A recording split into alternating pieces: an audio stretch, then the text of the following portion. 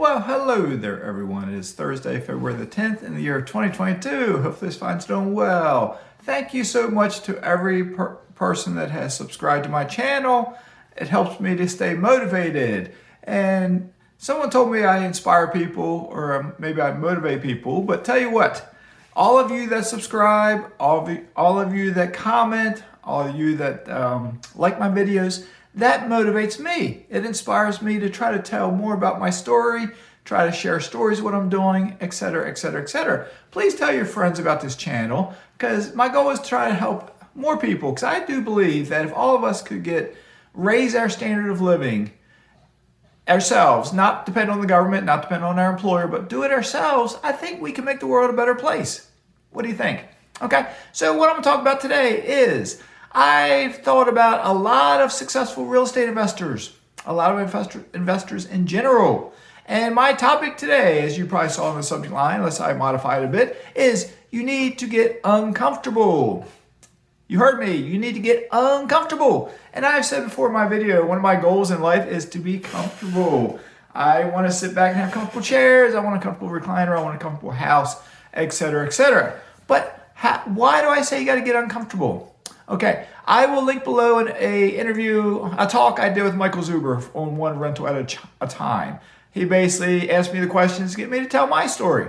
All right, for when I was a young man, when I was in my 20s, I started investing in mutual funds. Okay, I didn't get uncomfortable. I paid myself first. I put money into a bank account, which then transferred to mutual funds. Yes, compared to my peers, I was uncomfortable because my paycheck was smaller than theirs. In the military, you look up military pay charts. Especially when you're a junior enlisted, you don't make a lot. But I was always, almost from day one, taking money out of my paycheck to put it in the bank and then eventually to put it into, back then, mutual funds, okay? I then moved it over a period of 9 years later. I found the Motley Fool and I started investing in individual stocks. That was 1999. So 18 years later, roughly, 2017, January of 2017, I bought my first rental property. As I said on Michael Zuber's channel, knowing what I know now, if I could turn back the hands of time, I would have gotten started on real estate way back then. Not now. But even by getting started now, look at me. I'm not like 95 years old, humped over, and saying, oh, I just became a millionaire, after saving for all those years. No, I'm in my 50s. And I became a millionaire right around, I don't know, 51-ish, 52-ish, somewhere in there, 53. I forget when. Somewhere in the past couple years. But anyway, you got to get a tad bit uncomfortable. How was I uncomfortable? I'll compare you to my peers. Both in the Navy and in police work. While in the Navy, I was stationed up in Maine. This was in the mid-90s. I drove a 1982 Jeep J10 pickup truck. It was a beast. It was a monster. It was four-wheel drive. It was good for the cold weather up there. It had locking hubs. I only locked the hubs one time. And this was living in Maine where we got snow a lot. Because snow in the north is different than snow in the south. You can drive on top of snow when you get in the north. And I would keep my truck a lot of times two-wheel drive, and it was fine. It just did fine. The missus, she drove a 1987 Oldsmobile Cutlass Sierra. And she spun it around one time on the road, but she learned to drive on top of the snow. And she's from a tropical country, because you can drive on top of the snow there. But anyway, I digress. But I drove older vehicles. It's 2022, I drive a 2009 Toyota Camry, 117,000 miles. I don't drive that much anymore. I didn't drive before I moved I drove, like when I worked in Shenandoah Valley, I had a 22-mile commute, something like that. Or maybe it was a 22-minute drive, maybe it was 17, I forget. But anyway, I drove like 20-some minutes both directions, maybe 25 minutes both directions. So I racked up miles with my car, okay? Then I had two boys, and the wife and I, the missus and I, our lives revolved around those kids. We took them to music classes, kinder music, music garden, piano classes, baseball, soccer, summer swim team, year-round swim team, theater, cross-country, wrestling. Band. We did it all. We were constantly on the move, going somewhere, both of us. Sometimes I'd be working, she'd be whatever. Sometimes we had two kids. Sometimes one of us was here, one of us was there, okay? But the whole time, we loved life, we loved each other, But if you looked at us financially, monetarily, in a way, we were uncomfortable. We lived in an old house. It was built in 1955. It had not received any upgrades until after a period of years of me living in there. It was a 2-bedroom, 1-bathroom house. It was 1,100 square feet. It had a basement that was unfinished. The garage was in the basement, but the basement was unfinished. 2-bedroom, 1-bathroom. It was old. Outlets were old when I moved in. Windows were old. Doors were old. Everything was old. All right, it was a 2-1, 1,100 square feet with 2 kids. The boys shared a bedroom their entire lives until the oldest one went off to the Coast Guard Academy. The youngest one had a bedroom by himself. And about a year after that, I renovated my basement by selling Netflix stock to pay for it. And I added a bathroom down there. And for the first time in our life, we had 2 bathrooms. So that was kind of nice, but we did it. And then the son, we all imagine having 2 boys, a guy and a lady, and we're all sharing 1 bathroom. It got tight at times. It got very tight.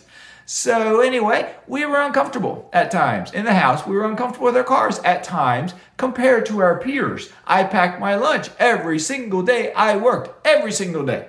I would have friends ask me out. I remember a buddy of mine, he watches my channel. He has a couple of rental houses now. He asked me one day, I think, to go out to lunch with him, and I sat there and chatted with him while he ate. Because I didn't have the money. I didn't want to spend the bucks to eat the food. Okay, maybe I was a little too extreme at times, but it got me to where I am now. All right, and I'm still pulling the belt tight. All right, I can't hold your hand. I can't do it for you.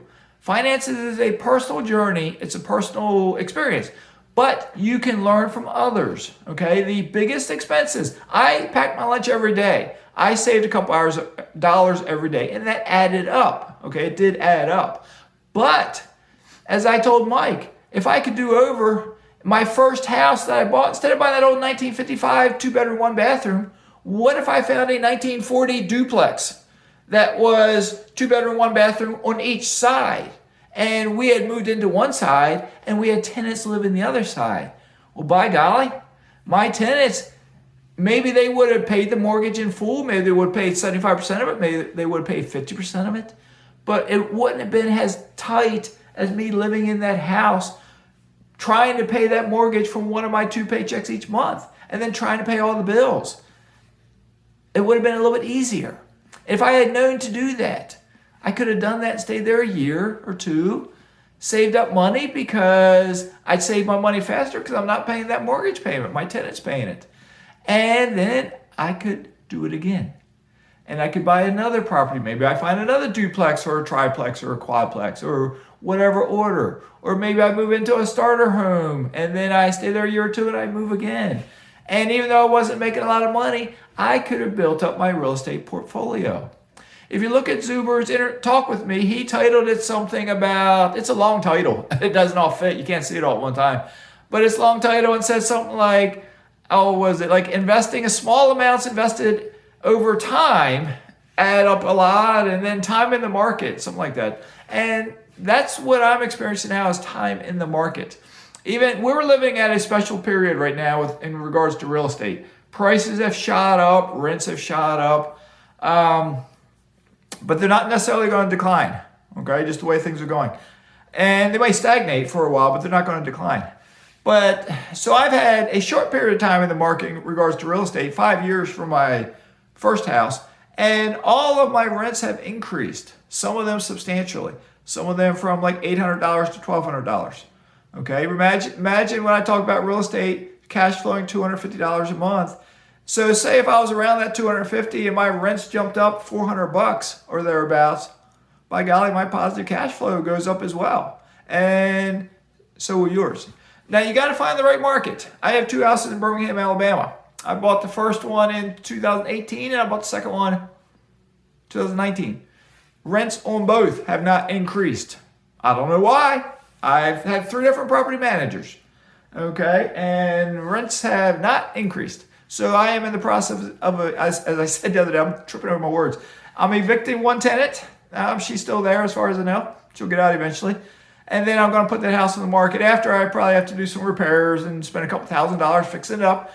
But then I bought, that's the house. I'll tell you real quick. I used a 401k loan for that house, okay. Took out, my wife had a job with 401k and we borrowed money from it and we paid cash for the house, and it was a dump. It was run down, had holes in the walls, Drywall, floor joists were rotting.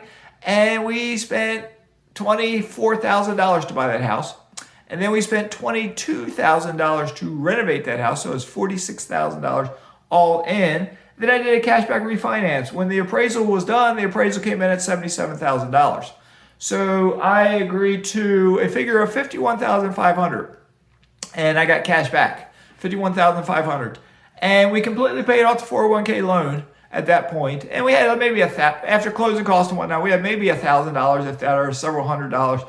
So I basically have called that my free house. Okay. But now it's been bad luck with back-to-back tenants. And they both stayed longer than they're supposed to, and they both stopped paying. So it is what it is. But now my contact down there, who's an investor and a real estate agent, he tells me when he lists it, as long as I clean it up and whatnot, he'll probably list it maybe at $95,000, maybe at $90,000. So once again, that's the right time of the market. Prices have gone up. So I remember I bought it for 24, okay, but all that at 46, but then a mortgage at 51. So I probably owe about $50,000 on it now. So then if we sell for 90, 95, pay realtor fees, and then I'll get whatever that little chunk of money is, and then I'll just roll it right on over into another piece of real estate somewhere. Because real estate is what will build wealth. The way to get started on the real estate, if you don't make a large paycheck, like majority of Americans don't, you got to get a tad bit uncomfortable. Okay? Millennial Mike, watch his channel. He is something like 6'4", over 200 pounds. Tall guy. Drives a 1992 Geo Metro. Small car. Think he's comfortable? He's getting a little uncomfortable. He now has something like 8 rental units. All right? If you want to do it, you got to do it. Make yourself uncomfortable. All right? You just got to do it. You got to get started. All right? Take that first step. Okay? Enough's enough. Mazske is signing out, and you have a great day. All right. See you tomorrow. Bye.